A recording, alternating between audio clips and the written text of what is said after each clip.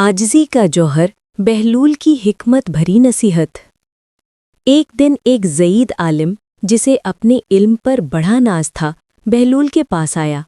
आवाज़ में नरमी थी मगर लहजे में बरतरी का हल्का सा रंग झलक रहा था। उसने सवाल किया, ए बहलूल, मुझे ये बताओ कि आजिज़ी आखिर पैदा कहाँ से होती है?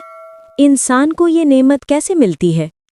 बहलूल ने कुछ देर खामोशी इख्तियार की और फिर मुस्कुराकर बोले, आजिज़ी तब पैदा होती है जब बंदा ये समझ ले कि वो हकीकत में कुछ भी नहीं, जब वो अपने वजूद को अल्लाह की अमानत समझे और ख़ुद को उसके सामने एक आजिज़ बंदा जाने। आलिम ने फ़ौरन कहा, लेकिन मैं तो इल्म वाला हूँ, कुछ ना कुछ तो हूँ, मेरा मकाम आम लोगों जैसा कैसे हो सकता है?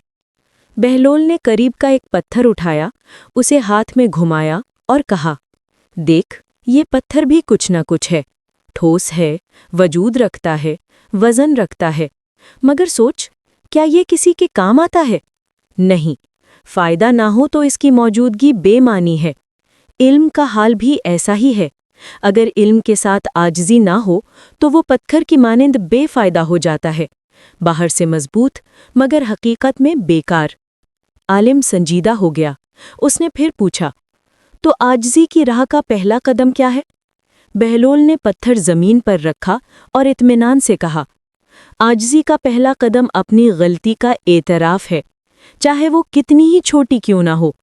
जब बंदा अपनी लग़ज़िश मान लेता है तो उसके दिल में नरमी पैदा होती है। फिर वो दूसरों की गलतियां तलाश करने के बजाय अपनी इस्लाह में लग जाता है। यही कैफियत उसे गुरूर से दूर और अल्लाह के करीब ले जाती है। बहलूल ने आखिर में फरमाया, याद रखो, इल्म का असल हुस्न झुकने में है, न कि ऊंचा दिखाई देने में। रोशनी उसी वक्त भली लगती है जब वो आंखें न चमकाए, और इल्म उसी वक्त दिलों में उतरता है जब वो आजिज़ी के साथ पेश किया जाए। आलिम सर झुकाए खड़ा था। शायद पहली बार उसे अपने इल्म का असल मानी समझ आया था कि बड़ाई का दरवाज़ा हमेशा छोटा बनकर ही खुलता है।